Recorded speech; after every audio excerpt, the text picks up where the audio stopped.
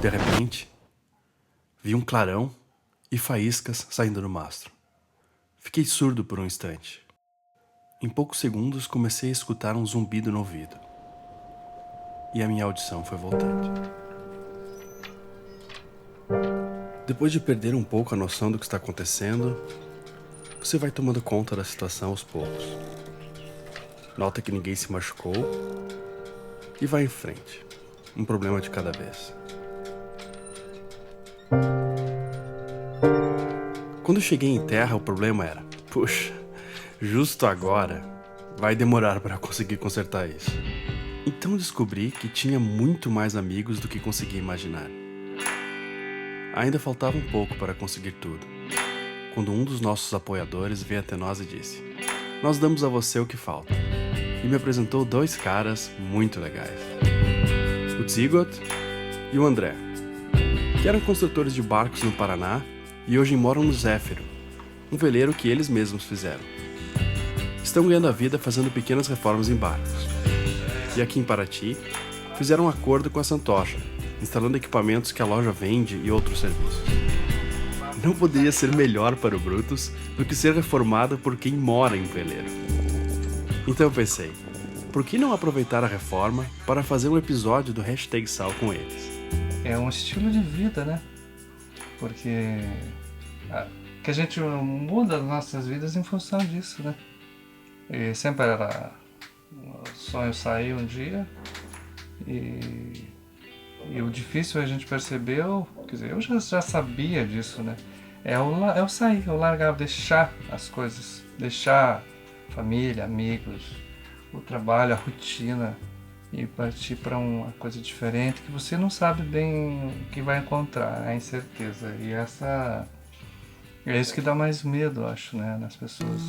Logo depois de deixar o Brutus no pier, para poder ter acesso a soldadores e etc., eles chegaram com o que chamam de carro da fila. Opa! Na verdade, a reforma começou um pouco antes, com a instalação de um novo alternador, que eu já tinha encomendado em janeiro. Tá morando no barco, quando eu vi o barco nascer, eu trabalhei dentro do barco e hoje eu poder velejar ele não tem como descrever a sensação. É muito bom. Primeiro, quando você é pro mar, você tem a responsabilidade de cada parafuso, cada peça que você fez, cada decisão que você tomou na construção, você sabe que você vai ter que assumir depois, né? Nem sempre, às vezes as soluções que você encontra, às vezes é as melhores no momento, né? Mas em função da experiência, não é o primeiro barco, isso ajudou bastante. Não foi o primeiro barco construído, evidentemente, que eu trabalhava com isso, e também não foi o primeiro barco meu, né? Só que desisti do sonho no começo, não é que desisti do sonho, vendi o barco porque achava que ele era muito pequeno, não tinha motor de centro e tal. A gente saía velejar, mas achei que era muito limitado. Mas só depois que vendi ele, que daí senti uma saudade muito grande no meu barquinho pequenininho, meu 25 pés, que eu sempre conto pro André as histórias e tal, como era marinheiro e tal. E o barco é barco, não interessa o tamanho, é o sabor que as ondas do mar proporcionam, né? Não interessa o tamanho, é o teu mundo ali. Isso pode ser uma casca de nós, mas a sensação de liberdade, você ir e vir conduzindo a sua casinha. Que barco era? Era um Tonner 25, mas um Tonner 25 que estava inacabado. Eu construí ele, embora seja um barco de série, era um barco de fibra, mas eu terminei ele todo, ele estava desmontado, casco, conversa, tudo, a gente montou, levei alguns anos. Eu era instrutor de voo na época e a dificuldade para construir foi um pouco grande, demorou um pouquinho mais a questão financeira, mas eu tinha tempo livre, porque eu trabalhava como instrutor de voo só aos finais de semana, isso era ótimo. Resolvemos começar pela parte mais difícil: passar os cabos no mastro.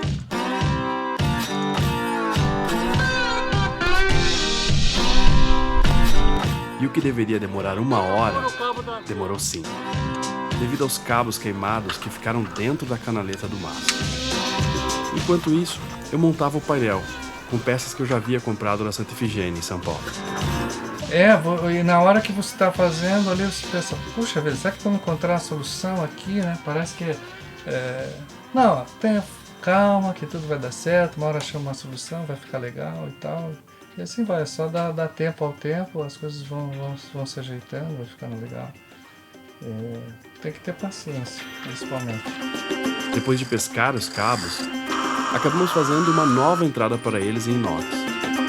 Pois para usar a entrada original, precisaríamos descer o mastro e aí seria bem mais complicado. Eu tinha a semana toda livre para fazer o barquinho. E assim foi. Lancei o Blitz, todo amarelo. Fiquei 3 anos com ele, depois vendi. E eu lembro que a minha mãe falava, por que você vai vender seu barco? Você não sabe viver sem barco, daqui a pouco você vai estar construindo outro. Não, dizia, eu não quero agora. Acho que não deu um ano, já estava com o projeto na cabeça de fazer outro. Conheci o André, pedalando em mountain bike. E estava com uma bicicletinha emprestada de amigos e tal, ele tinha uma bicicletinha velha, né? Daí a gente já sentiu afinidade, assim, convidei-o porque eu estava na época trabalhando sozinho no meu barco, vamos lá trabalhar comigo e tal. Para começar, já te dou uma bicicleta, você vai lá me ajudar. Daí ele foi, curtiu no primeiro dia, já se apaixonou pelo barco de madeira e aí começamos a trabalhar junto. Daí ele foi se envolvendo, daí foi entrando, compartilhando o sonho aí. E foi... Quanto tempo de construção depois que a gente se conheceu? Depois que a gente se conheceu, deu mais 1 ano e meio, parece. Deu bastante trabalho. Foi tudo que você está vendo aqui, interior, convés, tudo a gente fez junto. Né? O processo de reforma do Brutus levou 6 dias. Em boa parte deles, a Aline e a Lili estavam comigo, trabalhando para a nossa produtora, enquanto jogávamos fora vários metros de fios queimados e passávamos novos. Daí entre velejadas com barcos de amigos e pedaladas e que mais? Acampamentos e etc. E o barco foi saindo. Saiu o barco, daí todo ano a gente subia pra cá.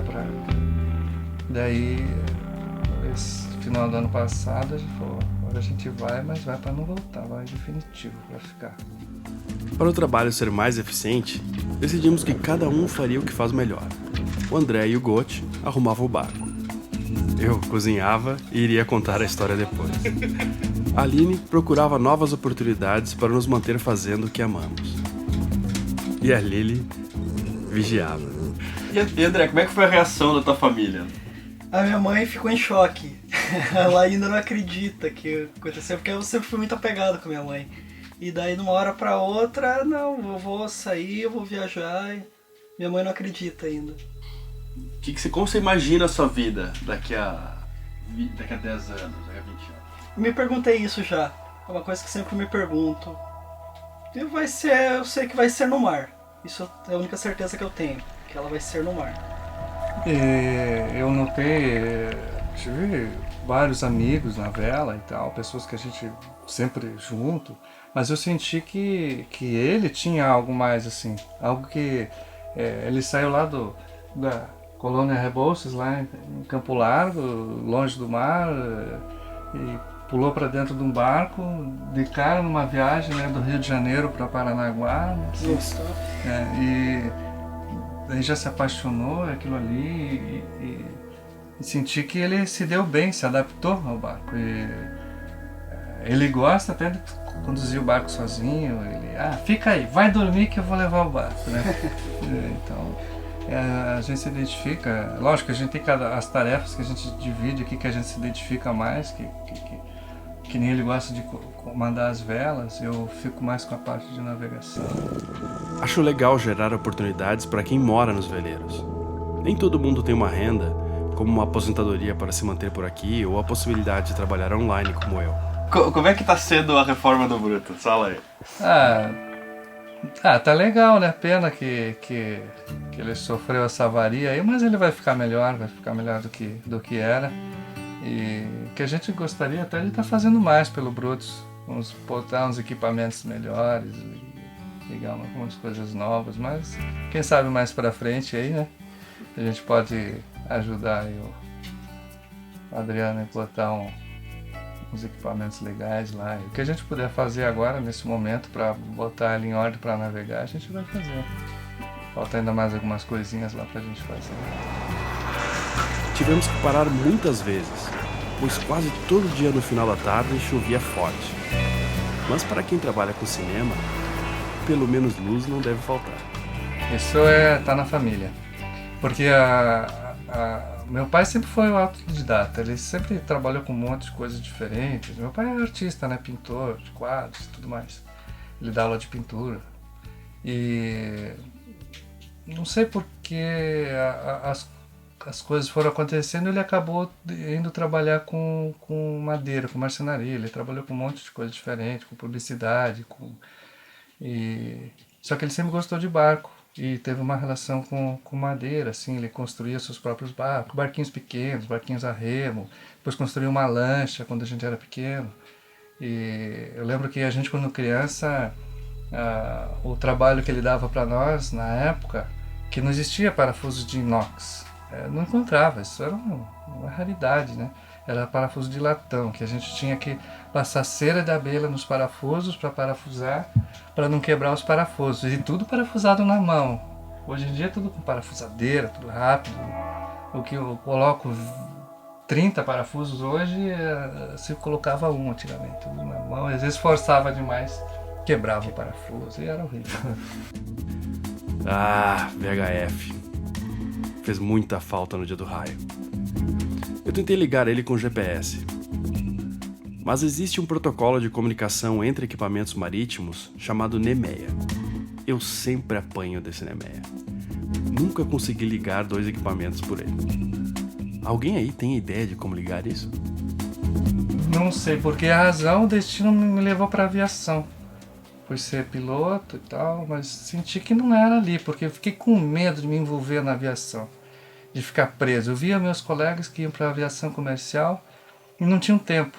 Todo mundo estressado, todo mundo lutou muito, tinha uma paixão enorme por voar, mas daí você ia conversar com o pessoal, todo mundo insatisfeito, todo mundo triste, todo mundo estressado, sem tempo. Eu falei, mas tem alguma coisa errada. Trabalho, estou atrás de uma paixão. Eu falei, não vou seguir esse caminho, não. Queria uma coisa livre. Daí pensei, vou para aviação agrícola. Pensei, né? Mas daí também não me identifiquei muito bem. Tinha que trabalhar bem mais do que imaginava. Era muito sofrido também. Daí veneno, etc. Não curti. Aquele lance de pulverizar defensivo. Eu lembro que eu aplicando assim a lavoura, via aqueles bandos de emas assim, sabe, pastando no meio catando os bichinhos no meio da plantação, e eu vinha aplicando por cima. Não tinha coragem, eu fechava o veneno, passava, abria de novo. Falei, essa vida não gosto disso aqui. Eu estava contra meus princípios. Eu falei, daí deixei aquela vida. Uma placa solar era um velho sonho. Apesar de que essa placa é muito pequena, só serve para manter a carga das baterias. Só para manter luzes e coisas. Para colocar mais, preciso fazer uma targa atrás do barco. Isso vai ficar para uma outra hora. Eu lembro que, voltando ao passado, né, fora de ordem cronológica, eu tinha aí mais ou menos uns 14 para 15 anos, a gente construiu nosso primeiro veleiro. Eram 16 pés, mais ou menos. Eu lembro que eu achei impressionante aquilo. A sensação que ficou na minha mente, assim, eu nunca tinha velejado. Um barco, imagina, que a gente tinha projetado, eu nunca tinha velejado, a gente tinha construído aquele barco, eu com meu pai. Lançamos ele na água, no clube, assim, sem motor, a gente não tinha motor. Daí desceu da carreta, todo mundo em cima do barco, erguemos as velas. De repente, quando eu me dou conta, assim, eu olho, o clube estava longe. Falei, nossa, olha como anda! Não sabia como ia voltar, mas a gente foi. É mais ou menos agora, igual agora, você não sabe como é que vai voltar, mas foi. Na vida sim, é a mesma coisa. Para fazer uma analogia, a gente não sabe o que vai encontrar, não sabe como vai ser, mas a gente percebe que é justamente isso que é o interessante, isso que é o bom da coisa. Se a gente fosse tudo planejado, fosse tudo correto, tudo esquematizado antes, como ia acontecer, putz, que graça teria. Daí a gente entra no mesmo, era preferível ficar lá mesmo, não sair do... não quero entrar nesse lugar comum também, ficar, o que é o sistema. O problema só que é a rotina, eu acho que hoje em dia tá demais, tá massacrando as pessoas, elas não têm mais tempo, as pessoas ficam estressadas, você vê a cara delas na rua, indo trabalhar de manhã, aquele semblante fechado, aquela cara, né, triste, né? É comum ouvir sistema isso ou sistema aquilo, mas pouca gente se toca que nós mesmos fazemos o sistema. Quando você reclama do trânsito, por exemplo, lembre-se de que você é trânsito naquele momento. Personificar o sistema joga a culpa dos nossos problemas em algo que não tem poder de ação e nem vontade própria. Você precisa agir por si mesmo para fazer a sua vida ficar mais parecida com o que você sonha. Nós que criamos isso, nós que criamos a nossa rotina, nós que fazemos coisas que não gostamos, né? Talvez estejamos no trabalho que não nos satisfaça, fazendo coisas que não... trabalhar, todo mundo precisa trabalhar. Trabalhar é bom, faz bem para a alma, mas não é o trabalho o problema. É a maneira de viver. E a gente no mar, no barco, com as pessoas que querem, romper com alguma coisa, você percebe que a coisa flui melhor, as pessoas são mais alegres, se encontra, cumprimenta as pessoas que você nunca viu na vida e leva um papo com alguém que você também, como se fosse teu melhor amigo, que você sabe que nunca mais vai ver também. Essa é muito comum, é engraçado. Às vezes você leva um papo de horas e vai embora, esqueci de perguntar o nome do cidadão. Isso acontece comigo direto. Imagine a responsabilidade de velejar em um barco que você mesmo construiu. A gente só sente essa responsabilidade quando a gente está no mar, quando você pega um mar ruim e daí você fica a gente, pela experiência, sabe o quanto aguenta em função de outras circunstâncias que você já passou, e também é feito tudo em cima de um projeto e tudo mais. Você não está aventurando assim, mas sempre fica aquela coisa emocional assim, fui eu que fiz, será que vai aguentar, será que você não tem a quem culpar, né? O único culpado se acontecer alguma coisa é você que se enfiou lá, você que fez o barco, você que, né? Poxa, será que eu fiz tudo certo? Será que não tem nenhum ponto que poderia melhorar? Será que vai aguentar? Que nem algumas vezes que a gente viu essas janelas aqui todas verdes, né? Com o mar passando por cima. Às vezes você sente uns estalos assim, será que tá? Será que ele apertou direito os parafusos do casco? Será que tá tudo bem dimensionado e tal? Não. Como brutos, fiquei com a sensação de que fizemos o melhor com os recursos que tínhamos. Tem uma grande segurança na parte elétrica agora. Fizemos tudo do zero e sem emendas, com os cabos saindo do painel direto para onde era necessário. Tem muita gente que tem o medo de barco de madeira, né? Desconhece. O que você fala sobre os barcos de madeira, já que você faz e gosta? Pois é, vamos partir do princípio que quantos anos existe que a gente conhece barcos, né? Que o homem anda em barcos. Quanto tempo existe os materiais como fibra de vidro, como o próprio barco de metal, né, de aço, de alumínio, de outros materiais exóticos, né?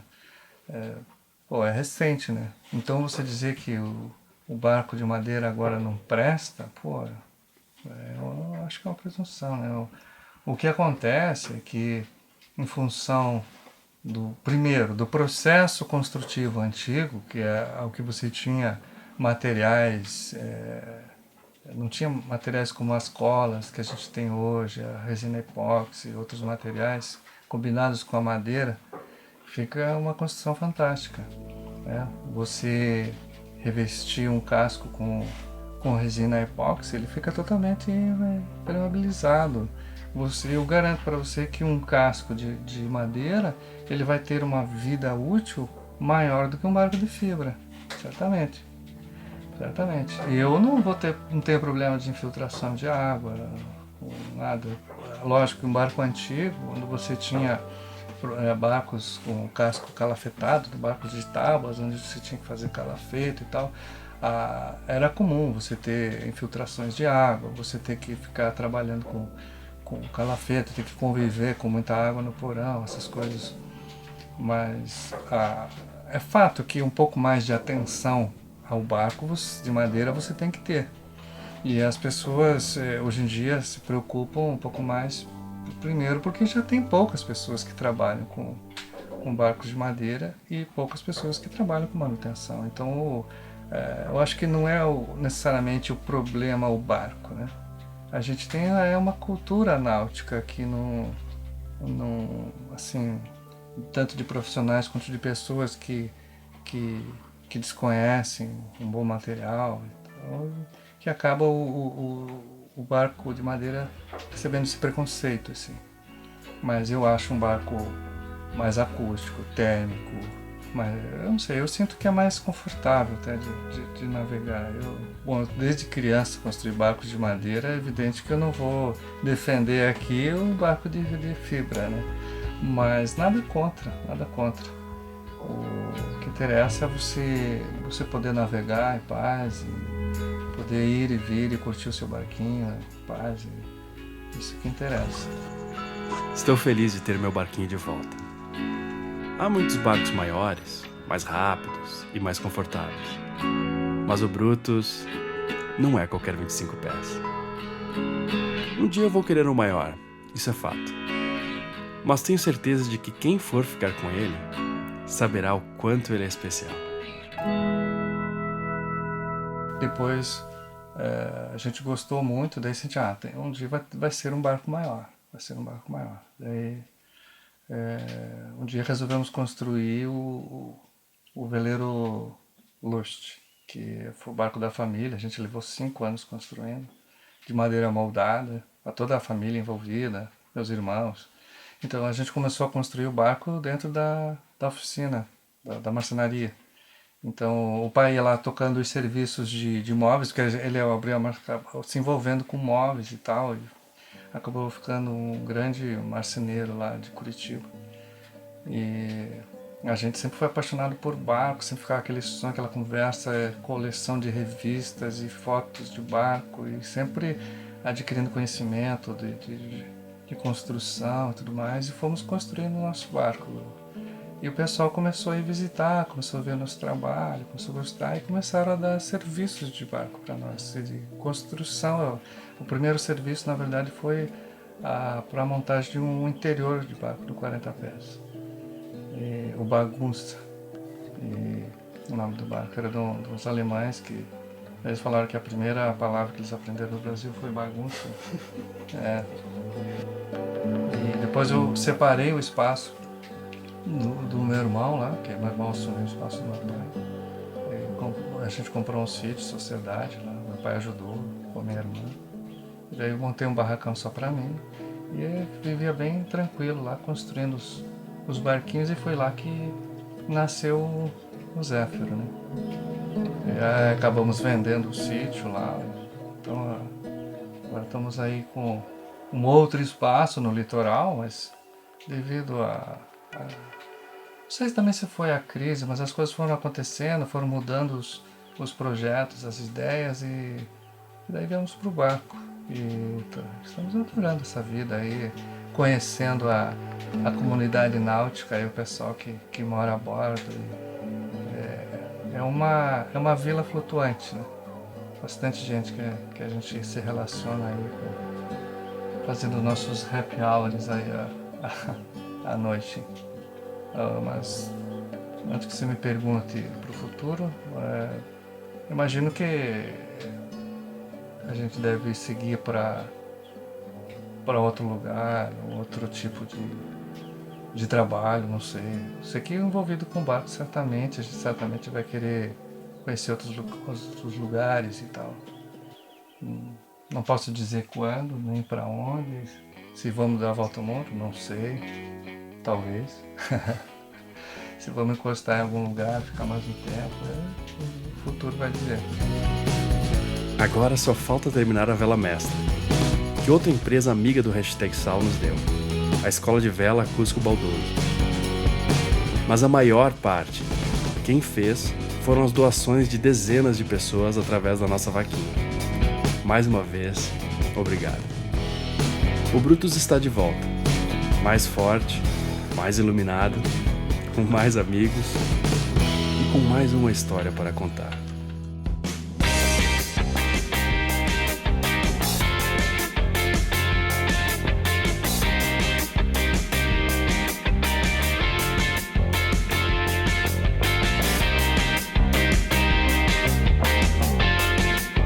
Se você curte o Hashtag Sal e precisa de equipamentos náuticos, dê uma olhada lá no site da Santocha.